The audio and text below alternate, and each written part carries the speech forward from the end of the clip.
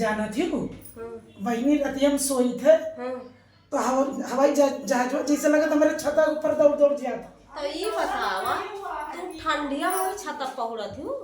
अरे भागो बहनी एक कमरवा मोलनी थे। हाँ जैसा लगा था मेरे कमरवा में हला आवत। तब जहाजिया तो ऐसे ही जान लिया कि एक बात बताए हमारे यहाँ बारात ही आवत रही और वही बगल ठेका बा अरे जवन एक मार्शल में रहे नहीं लोग खावा गए वही खूब पीन खाई हम गए रहे वही चौराहा पर केहू कहा बा आज में इतना नाचे कि ये जान लिया कि एकदम ये जान लिया कि जान जाइए गांव में ये गांव में जान जाइए खा कहूँ से बारात ही आ जाइए। और जब रात में ये पता लगा वही बतियात रहे पियत रहे और रात में एक ठीक खियत रहा तो थोड़ी सड़की ऐसे खड़ंझा रहा हाँ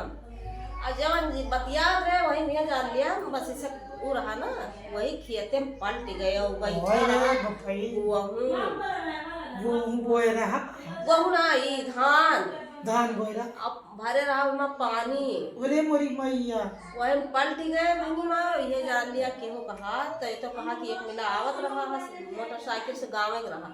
वो आवा गाँव बताई तो सब गए गाँव वाले दौड़े ट्रैक्टर गवा तो ये जान लिया कि